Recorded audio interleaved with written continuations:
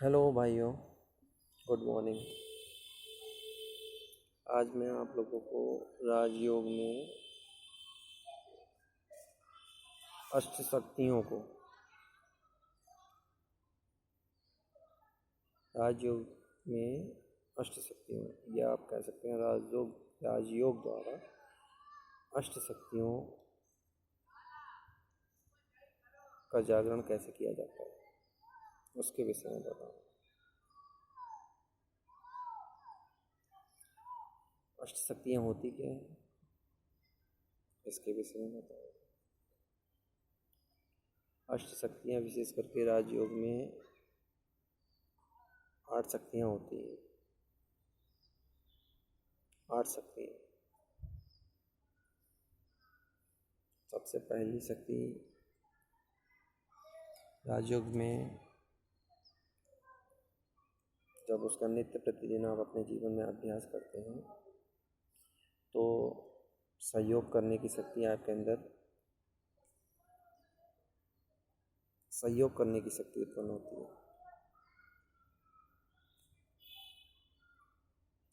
क्योंकि देखिए, इसका बेसिक फाउंडेशन यही है कि आप वर्तमान समय में जो भी संकल्प करते हैं उस संकल्प की दिशा सही दिशा होने के बाद आपके अंदर इन अष्ट शक्तियों का निर्माण होता है। सही डायरेक्शन होने के पीछे कारण ही होता है क्योंकि राजयोग किसी व्यक्ति द्वारा नहीं सिखाया गया है, स्वयं भगवान शिव द्वारा सिखाया गया है, जो कि ज्योतिर्मय बिंदु निराकार स्वरूप हैं। उनके द्वारा बताए गए डायरेक्शन के अनुसार जब हम अपने जीवन में राजयोग का अभ्यास करते हैं तो हमारे अंदर अष्ट शक्तियाँ जागृत होती हैं। उसमें से सबसे नंबर 1 शक्ति है सहयोग करने की शक्ति। सहयोग करने की शक्ति से क्या चीज़ फ़ायदा होता है।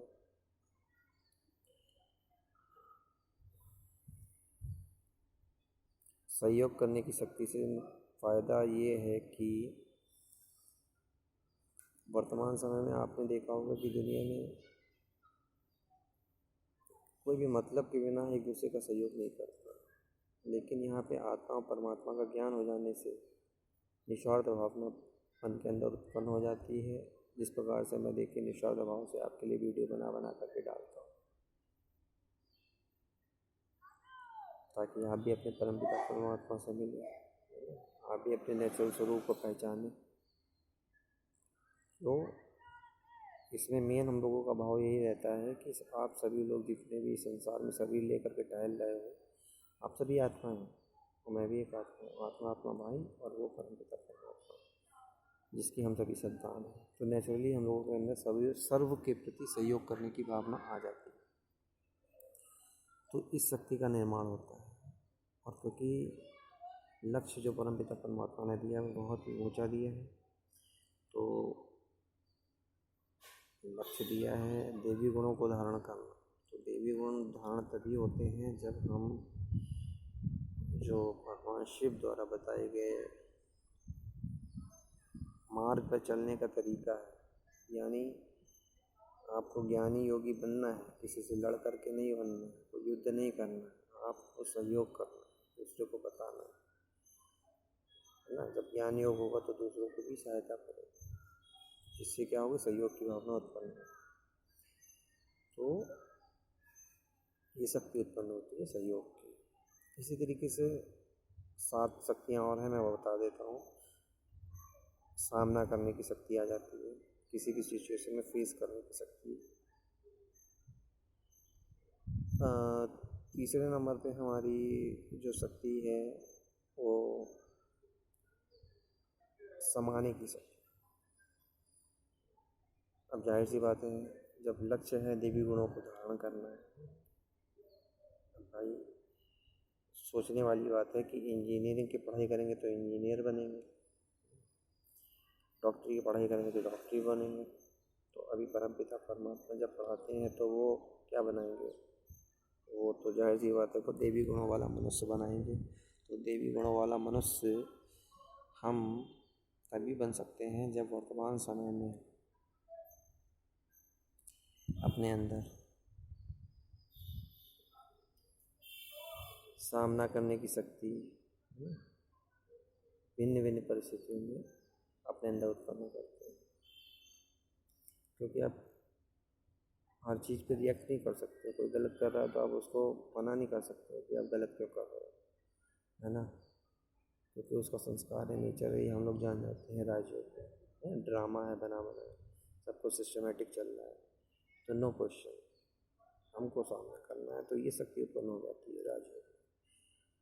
और विचारों की सही दिशा, सही डायरेक्शन, विचारों का जजमेंट करने का सही तरीका होता है, इसके कारण कोई दिक्कत नहीं होती है, क्योंकि बहुत ही नेचुरल वे में हम जो अभी आपको बता रहे हैं, बिल्कुल आत्म की स्थिति में स्थित होकर के विचारों को जब दूसरे को बताओगे, कोई प्रयास नहीं करना पड़ता, बस उसकी डायरेक्शन और दिशा सही होनी चाहिए। तो ये आठों शक्तियाँ बहुत ही नेचुरल वे में आपके अंदर उत्पन्न होती है। तो सहयोग करने की शक्ति, सामना करने की शक्ति। नंबर 3 है समाने की शक्ति। और बहुत सारी कंडीशन है, आपको समाना पड़ता है। सामना जैसे करते हैं वैसा संभाल लेते हैं हर चीज़ को। इसी प्रकार से परखने की शक्ति हमारे अंदर डेवलप हो जाती है, निर्णय करने की शक्ति डेवलप हो जाती है। पांच शक्ति मैंने बताई थी आपको, परखने की, निर्णय करने की शक्ति। इसके बाद कछुए की जो होती है शक्ति, वो सब कुछ अपनी इंद्रियों को ढक करके बैठ जाता है। तो इसी प्रकार से अपनी सारी कर्मेंद्रियों को कंट्रोल करके, या अपने जितने भी विचार हमारे जिस भी डायरेक्शन में बह रहे हैं, यानी हमने बातों का बहुत ही विस्तार कर रखा है, तो हम अपने विस्तार को संकीर्ण करने की शक्ति, मतलब हमने अपने विचारों को कंट्रोल करने की शक्ति। और दूसरा इसके बाद आती है समेटने की शक्ति। इस ज्ञान से हम लोगों को सबसे बेहतरीन विद्या ये भी मिलती है कि वर्तमान समय कलयुग है, और हर आत्मा एक प्रकार से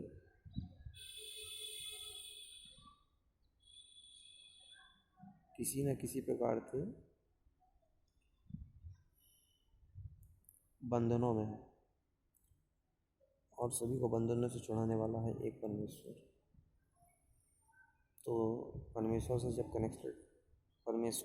कनेक्शन यानी कनेक्ट हो जाते हैं विचारों के माध्यम से, तो दुनिया के किसी भी व्यक्ति के विचारों में इतना आपको मोह, आकर्षण सब खत्म होता चला जाता है, उधर इतना बढ़ता चला जाता है। तो समेटने की शक्ति, यानी अपने मन के अंदर से जो, यानी अभी कुछ भी हलचल वाली परिस्थिति आएगी तो हम, या किसी की मृत्यु होती है या कोई भी घटना घटित होती है, तो हमारे मन में इतना संतुलन और विचारों में इतनी एकाग्रता आ जाती है, समेटने की शक्ति बहुत तगड़ी आ जाती है। तो ये अष्ट शक्तियाँ जागृत होती हैं राजयोग में, परमपिता परमात्मा भगवान शिव द्वारा सिखाई जाती हैं। और आज मेरे को आपको इसी के बारे में बताना था, ये अष्ट शक्तियाँ कौन सी हैं, और राजयोग में इनका प्रयोग करने से कैसे आपके जीवन में इन शक्तियों का उदय होता है। इनको नेचुरली वे में आपको अपनी लाइफ में आत्मा बन करके, जब आप अपने लक्ष्य की ओर, यानी विचारों को सही दिशा दे करके अपने लक्ष्य की ओर बढ़ने का प्रयास करते हैं, तब ही इन शक्तियों का उदय होता है। केवल विचार कर लेने से, पढ़ लेने से या समझ लेने से नहीं, आप इनको प्रैक्टिकली अपनी ज़िंदगी में यूज करते हैं, तब आपके अंदर इन शक्तियों का उदय होता है। मतलब उनको प्रयोग में लाते हैं दैनिक दिनचर्या में, हम लोगों की सेवा करते हैं, लोगों को बताते हैं, तो हमारे अंदर इन शक्तियों का उदय होता है। तो अभी प्रयास करते रहिए, हम भी अभ्यास कर रहे हैं रेगुलर, आप लोग भी करिए। ओके।